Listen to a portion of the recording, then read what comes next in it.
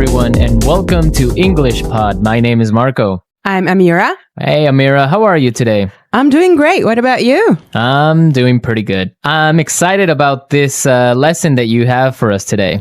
Yes, it's actually a very, very useful lesson. It's about someone asking his boss for an assistant. Oh, okay, an assistant. What's an assistant? Well, it's someone who helps you with your work around the office. Okay, great. So let's listen to this dialogue, and when we come back, we'll take a look at all the interesting and useful vocabulary that you'll find.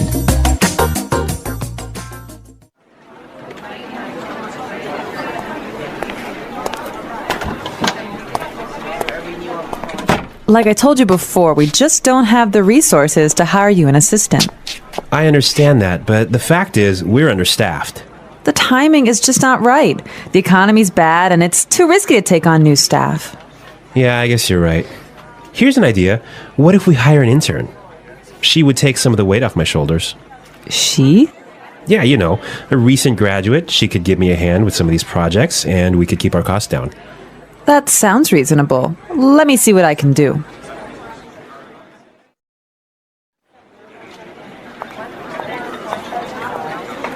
Tony, I'd like to introduce you to your new assistant.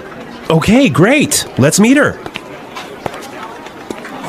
Hi, I'm Adam. Oh, hi, I'm Tony. And we're back. Tony, he's surprised, huh? Yeah, he's, I don't know why though he's surprised. I think we should talk about that a little bit later.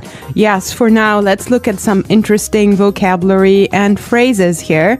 Marco, I know you've chosen one for us. Yeah, the first one that I want to take a look at is resources. Resources. Resources. Resources. And that means, in this text, basically money. Right. So the office doesn't have enough money. Okay. I've chosen another interesting word for you, and that's understaffed. Understaffed. Understaffed. Understaffed. Now, understaffed means that they don't have enough people working there. They don't have enough workers. Right. They don't have enough employees. Perfect. Okay. The next one is timing is just not right. The timing is just not right. The timing is just not right. The timing is just not right. Okay, let's listen to how we can use this entire phrase in a different situation so then we can understand what it means. Let's listen.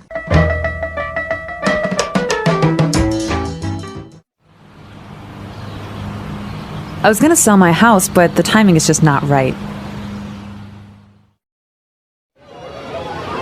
Honey, I think we should have a baby. The timing is just not right.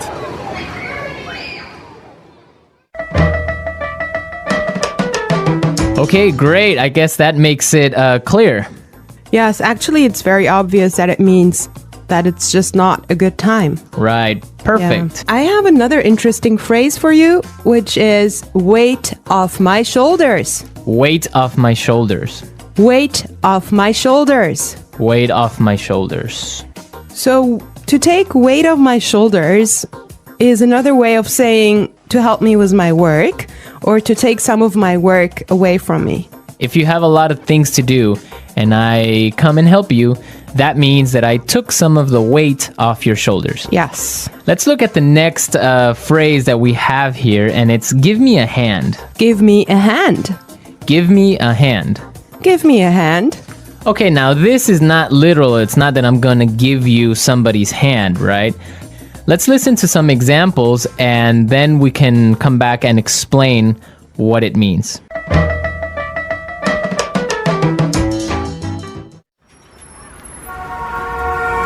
Can you give me a hand with these boxes?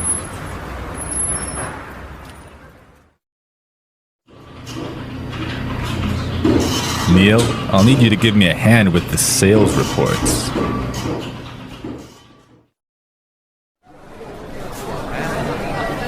Here, let me give you a hand with your suitcase.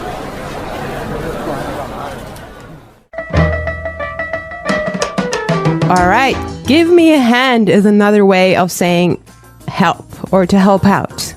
Exactly, to help out. Right. Perfect. Now, the last phrase we're going to look at here in this dialogue is keep our costs down. Keep our costs down.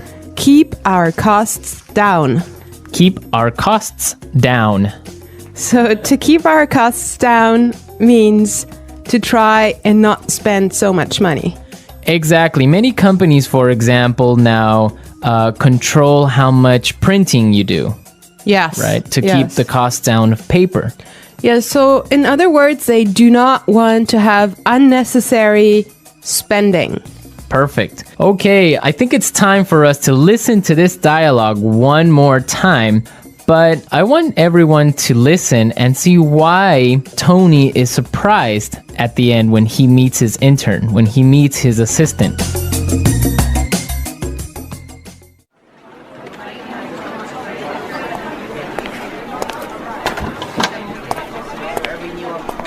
Like I told you before, we just don't have the resources to hire you an assistant. I understand that, but the fact is, we're understaffed. The timing is just not right. The economy's bad, and it's too risky to take on new staff. Yeah, I guess you're right. Here's an idea. What if we hire an intern? She would take some of the weight off my shoulders. She? Yeah, you know, a recent graduate. She could give me a hand with some of these projects, and we could keep our costs down. That sounds reasonable. Let me see what I can do.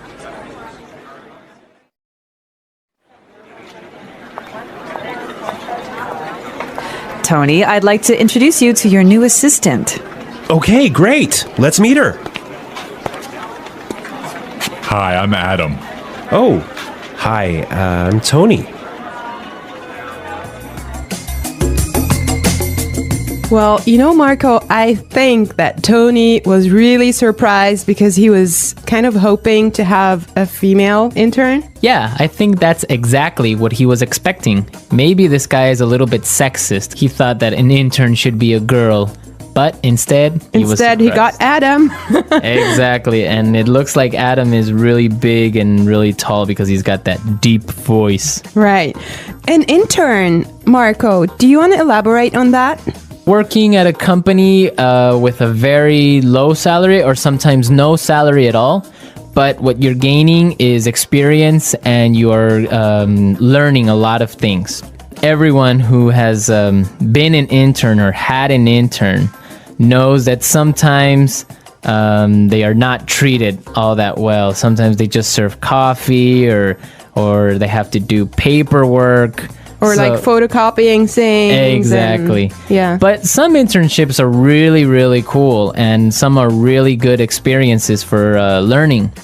Yes, definitely. Actually, I know a friend of mine. She used to work as an intern in one of those really big companies, and she told me that she has gained so much experience doing that. Yeah, I mean, even if you don't get paid, the experience that you get is really good. And that just opens doors for maybe getting another job. Or sometimes the interns get hired by the company to stay because they do such a good job. Yeah, I think that's mostly the case, huh? Yeah, that happened to me once. I started working as an intern, and after 3 months, I was hired by the company. So it does happen. So you did a good job. Yeah, of course. All right, folks, we're out of time today. I hope that you enjoyed our lesson. Asking for assistance. When people need help, they ask for assistance. This can happen in many situations. You might ask for help when you are lost, when you cannot carry something heavy, or when you do not understand something. It is important to know how to ask for help politely and clearly. When you need assistance, you can start by saying, "Excuse me," or "Can you help me, please?" This shows that you are polite. People are usually happy to help when you ask nicely. For example, if you cannot find a place, you can say, "Excuse me, can you tell me where the bank is?" If you need help carrying a bag, you can say, "Can you help me carry this bag, please?" When someone helps you, it is important to say thank you or I appreciate it. This shows that you are grateful. If you need help but do not know how to ask, it can feel difficult. Learning simple phrases can make it easier. For example, "I need help with this," or "Can you help me, please?" are useful sentences. Remember, Asking for assistance is normal, and people often help each other in daily life. When asking for assistance, it is important to know different ways to express your needs. Sometimes, you may need help in a public place, like a store, a train station, or a hospital. In these situations, using polite language is very important. People are more likely to help you if you ask in a kind and respectful way. You can start your request by using phrases like, "Excuse me," "I'm sorry to bother you," or "Could you help me, please?" These phrases are polite and make the person you are asking feel respected. For example, if you are in a store and cannot find an item, you can say, "Excuse me, could you help me find the bread?" If you are at a train station and are unsure which train to take, you could ask, "I'm sorry to bother you, but could you tell me which train goes to the city center?" These polite phrases make your request clear and respectful. In some situations, you may need to give more information when you ask for assistance. Being clear and specific helps the other person understand your problem. For example, if your phone is not working, you could say, "Excuse me, my phone is not working. Can you help me?" If you do not know how to use a machine, you can say, "Could you please show me how to use this machine?" Giving clear details about your problem makes it easier for people to help you. If you are not sure how to explain your problem, you can start by saying, "I have a problem," or "I need some help." These simple phrases show that you need assistance and encourage others to listen. When asking for help, it is also helpful to pay attention to the situation. If someone looks busy, it is better to wait or find someone else to ask. For example, if you are in a store and a worker is helping another customer, you can wait until they finish. When they are free, you can say, "Excuse me, can I ask for your help?" This shows that you are patient and respectful of their time. If you are in a hurry and need help quickly, you can say, "I'm sorry to bother you, but it's urgent. Can you help me, please?" This helps the other person understand that you need help right away. In addition to using polite language, your tone of voice and body language are also important. When asking for help, try to speak clearly and use a calm voice. If you speak too quietly, the person may not hear you. If you speak too quickly, they may not understand you. A clear and calm voice helps others understand what you need. Your body language also sends a message. If you smile and make eye contact, you show that you are friendly and polite. If you look angry or impatient, the other person may not want to help you. Being polite with both your words and actions makes it easier for others to respond positively to your request. Sometimes people may not be able to help you, and that is okay. If someone says, "I'm sorry, I can't help you," you can thank them anyway by saying, "Thank you for your time." It is also a good idea to try asking someone else. For example, if you ask a stranger for directions and they do not know, you can politely ask another person. Being patient and polite increases your chances of getting the help you need. If you are in a place with many workers, like a store or a hospital, it is usually easy to find someone else who can assist you. When you receive help, always remember to show gratitude. Saying thank you or "I really appreciate it" shows that you value the other person's kindness. If someone gives you detailed help, you can say, "Thank you so much for your help," or "I really appreciate your assistance." If the help was quick but useful, you can simply say, "Thanks a lot." Being thankful encourages people to continue helping others. It also leaves a good impression and shows that you are polite and respectful. Asking for assistance is a useful skill in daily life. Whether you need help finding a location, understanding instructions, or solving a problem, knowing how to ask politely and clearly makes communication easier. It also helps you build better relationships with people around you. By using polite phrases, giving clear details, being patient, and showing gratitude, you can ask for assistance in a respectful and effective way. When asking for assistance, it is important to understand that different situations may require different ways of requesting help. In everyday life, you might need help in various places, such as a supermarket, a bus stop, a school, or even on the street. Knowing how to ask for assistance in different situations makes you feel more confident and helps you communicate effectively. It is also important to recognize that the way you ask for help may change depending on who you are speaking to. For example, when asking a stranger for help, you may want to be more formal and polite. When asking a friend or family member, you can be more casual and relaxed. Understanding these differences will help you navigate different social situations more easily.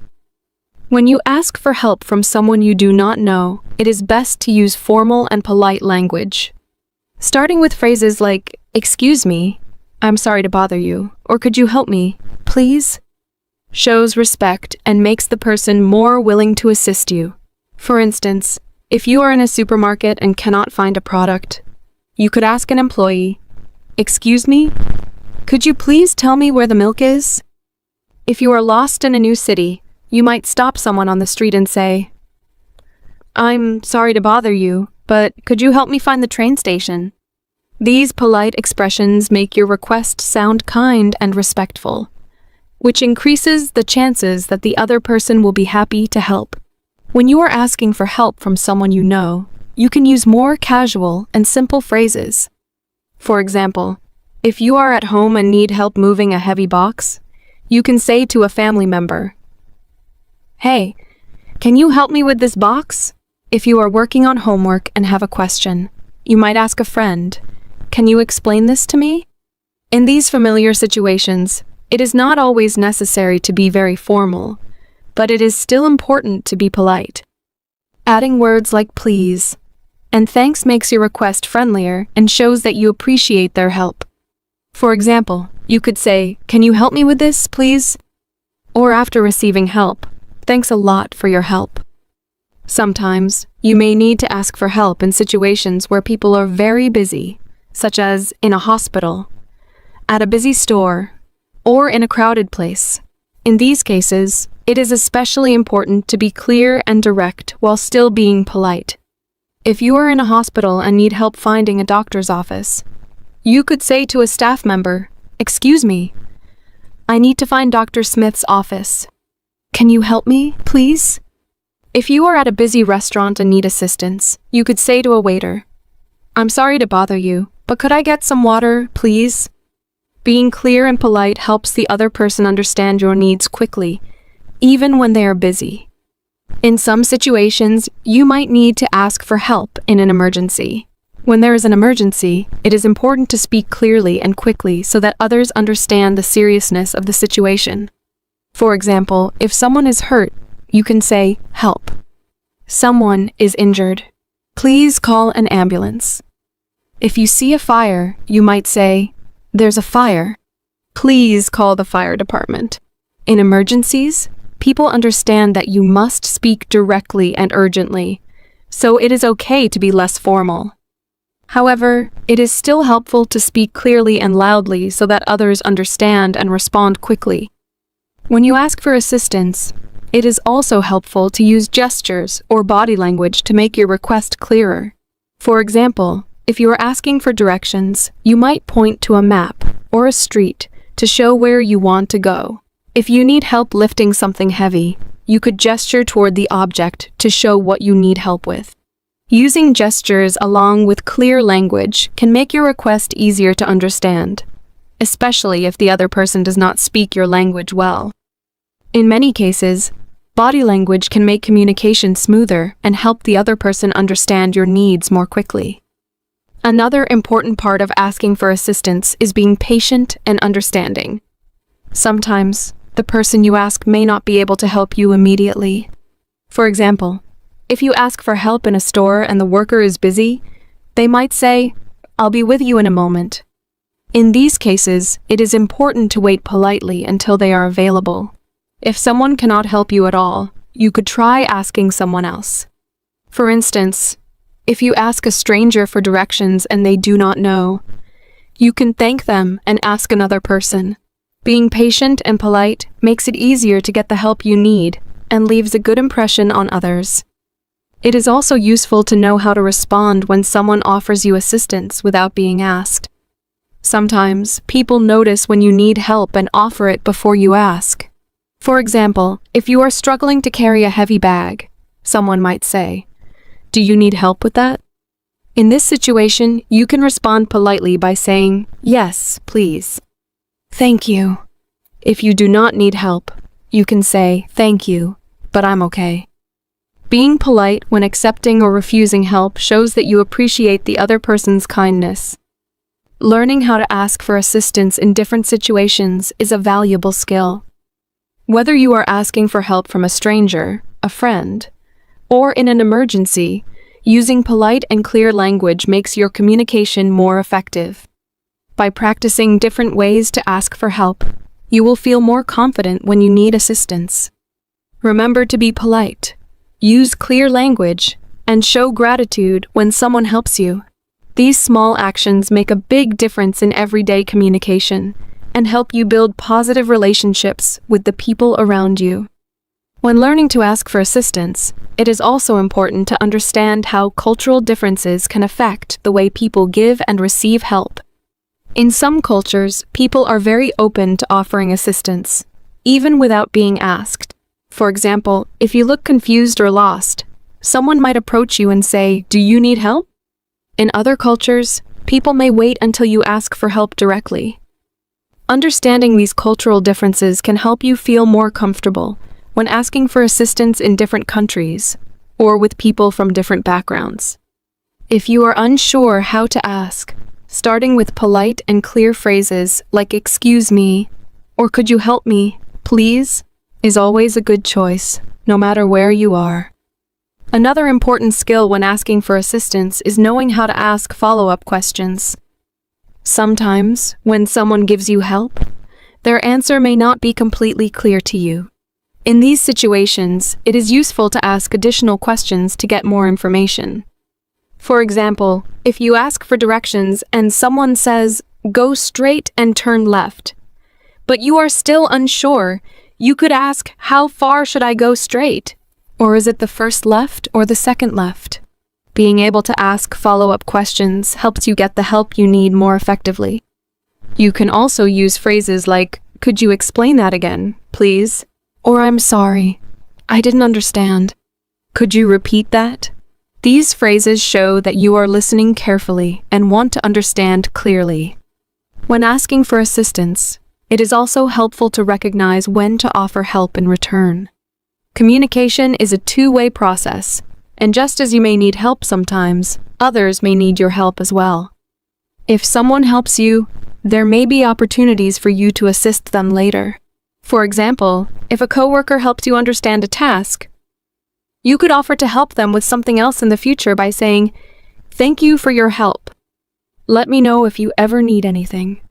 Offering help in return shows kindness and builds positive relationships with others. Even if you cannot directly repay someone, a sincere "thank you so much for your help" shows that you value their time and effort. It is also useful to know how to ask for assistance when you are using services such as public transportation, customer service, or healthcare. In these settings, you may need to ask for help with specific problems. For instance, at a train station, you could ask, "Could you help me find the right platform, please?" When speaking to customer service, you might say, "I have a problem with my order. Could you assist me?" In a doctor's office, you could ask, "Could you help me understand these instructions?" Using specific language helps people in these roles understand your problem quickly and find a solution. Additionally, being patient and respectful with service workers is especially important, as they often assist many people throughout the day. Sometimes, you may need to ask for assistance in a professional or formal setting, such as at work or school. In these environments, it is best to use polite, clear, and professional language. For example, if you do not understand a work assignment, you could ask your manager, "Could you clarify the instructions for this task, please?" If you are a student and need help with an assignment, you could say to your teacher, "I'm having difficulty with this question. Could you explain it to me, please?" Using formal language shows that you are serious and respectful. It is also helpful to show that you have already tried to solve the problem yourself before asking for help. For instance, you might say, "I have tried to solve this, but I'm still confused. Could you help me understand it better?" When asking for assistance, it is also important to be aware of how to respond if the person you ask cannot help you. Sometimes, the person may not know the answer or may be too busy to assist you. If this happens, it is polite to say, "Thank you anyway," or "I appreciate your time." You can then look for someone else who might be able to help. For example, if you ask a store employee where to find an item and they are unsure, you could say, "Thank you anyway. I'll try asking someone else." Being understanding and kind, even when someone cannot help, leaves a positive impression and makes it easier to ask for help again in the future. In some cases, you may need to ask for assistance using technology. For example, if you're using a website and have trouble, you might need to contact customer support. Many websites offer live chat, email, or phone support where you can ask for help. In these situations, it is important to describe your problem clearly and politely. You could say, "Hello, I'm having trouble logging into my account. Could you assist me, please?" If you are using a self-service kiosk at a store or a ticket machine and do not understand how it works, you could ask a nearby worker, "Excuse me, could you show me how to use this machine?" Being able to ask for assistance with technology is becoming more important as many services move online. Another useful skill is learning how to ask for assistance in a group setting. Sometimes, you may need help when you are in a meeting, a classroom, or a social gathering. In these situations, it is important to be respectful and wait for the right moment to ask. For example, in a classroom, you could raise your hand and say, "I have a question. Could you help me understand this part, please?" In a meeting, you might wait until there is a pause and then ask, "Could you clarify that point, please?" Being respectful of the group and asking your question clearly helps you get the help you need without interrupting others. Asking for assistance is an essential life skill that helps you navigate different situations with confidence. Whether you are asking for directions, seeking help with a problem, or requesting clarification, using polite and clear language makes communication easier. Remember to be patient, respectful, and grateful when others assist you. Practicing these skills in everyday situations will improve your ability to ask for help effectively. Over time, you will become more comfortable asking for assistance and offering help to others, making your interactions smoother and more positive. The English Pod Audio Review. Listen to the meaning, then say the vocabulary word. Money. Resources. Not enough people to do the job. Understaffed. It's not a good time now. The timing is just not right. Remove pressure or stress. Weight off my shoulders. Help. Give me a hand. It's okay. That sounds reasonable. Hire. Recruit. Working too much. Overworked. Not enough people to do the job. Short-staffed. Reduce spending. Cut costs. Having too many employees. Overstaffed. Let's try that faster. Working too much. Overworked. Remove pressure or stress. Weight off my shoulders. Having too many employees. Overstaffed. Reduce spending. Cut costs. Hire. Recruit. Money. Resources. It's okay. That sounds reasonable. Not enough people to do the job. Understaffed. Not enough people to do the job. Short-staffed. Help. Give me a hand. It's not a good time now. The timing is just not right. Now say the word and hear it in a sentence. Resources. We would like to use more resources to increase our sales. Resources. We don't have enough resources to start a new project.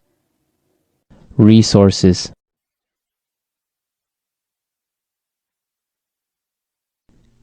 Intel has a lot of resources for research and development. Understaffed.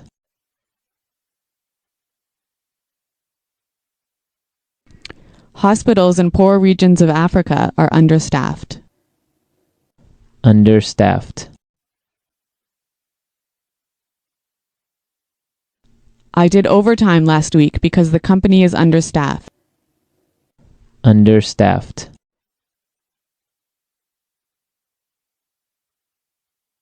The factory is producing less than usual because it's understaffed. The timing is just not right. The timing is just not right. The timing is just not right for us to have a baby. The timing is just not right. I want to buy a car, but the timing is just not right. Weight off my shoulders.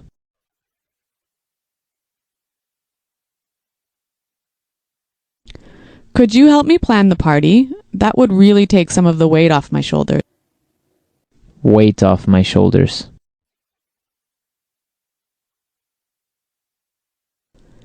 Finishing that project was a big weight off my shoulders. Weight off my shoulders. Winning the lottery took a great weight off my shoulders.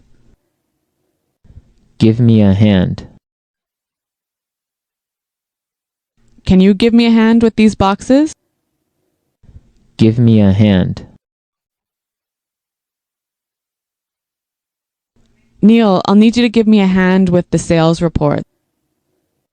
Give me a hand. Here, let me give you a hand with your suitcase.